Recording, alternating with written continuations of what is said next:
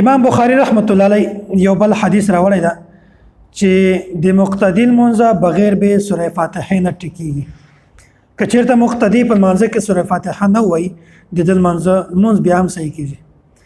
او رسول الله صلی الله علیه وسلم حدیث ذکر کړی دا چې یو صحابي و حضرت ابو بکر رضی الله تعالی عنه دا یو ورځ جمعه ترغه په هغه وخت نبی علیه الصلاه والسلام په منځ باندې ولاړو د رکوع په حالت کې د راغه دروازې ته راورسېد او مخ ته صف ته نه راغلی په هغه دروازه کې دلته په رکوع کې چې رکوع یې وکړله.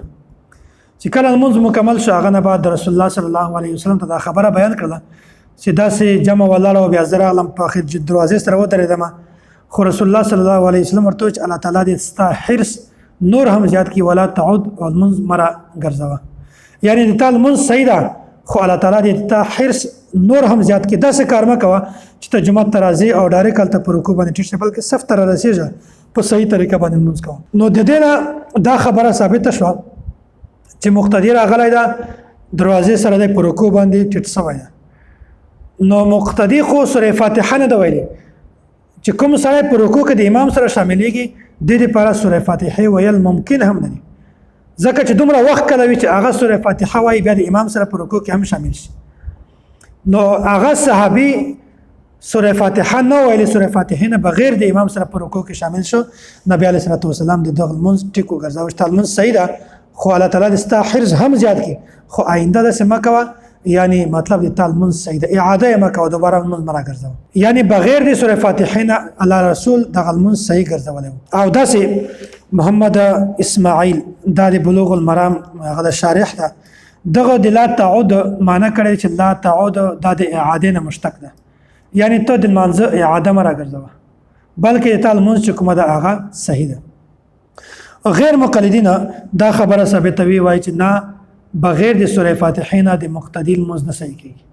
د مقتدی لپاره سوره فاتحه ویل ضروري ده، بلکې لا تعود معنی دی دا کوي چې لا تعود تاسې دغه رکعت مه شمارئ، مطلب چې الله تعالی دې تاسې حرص نور هم زیات کړي، ولا تعود او ته دا مه شماره، یعنی دوباره لمونځ بیا راوګرځوه. نو دلته دی دا وایي چې مقتدی لمونځ دا بغیر د سوره فاتحه نه د ټیکه سوره فاتحه ویل دا ضروري دي. غیر مقلد نواب نور الحسن عرف الجادی صفحه نمبر 26 کې دا لیکلي بے فاتحه نه نماز صحیح است و نه ادراک رکعت معتد به، وایي بغیر د سوره فاتحه نه لمونځ صحیح کیږي او نه هغه رکعت شمارل کیږي. چې کوم رکعت کې د سوره فاتحه نه ده ویلې هغه رکعت هم نه شمارل کیږي او لمونځ هم نه کیږي. او غیر مقلد مولوی عبدالرحمن فتاوا نظریہ دا لیکي جلد نمبر 1 صفحہ نمبر 496 مدرک رکوع کی رکعت نہیں ہوتی اس لیے کہ ہر رکعت میں سورہ فاتحہ پڑھنا فرض ہے. وایي چې په هر رکعت کې سورہ فاتحه ویل فرض دي، خو چې فرض درنه پاتې شي بیا خو د لمونځ نه کیږي. دې وجې نه مونږ وایو چې مقتدی لمونځ بغیر د سورہ فاتحه نه دا صحیح ده، او امام بخاری هم دا ثابتوي او د الله نبی هم دا ثابتوي چې کله مقتدی سوره فاتحه نه وایي د لمونځ صحیح ده، او الله تعالی نبی د صحابي لمونځ دا بالکل روغ ګرځول چې لمونځ بالکل صحیح ده. او غیر مقلدین دا خبره نه مني، وایي چې دغه سړي لمونځ نه کیږي چې کوم سړي په دغه رکعت کې سوره فاتحه نه وایي. دا خو یو مسله شو.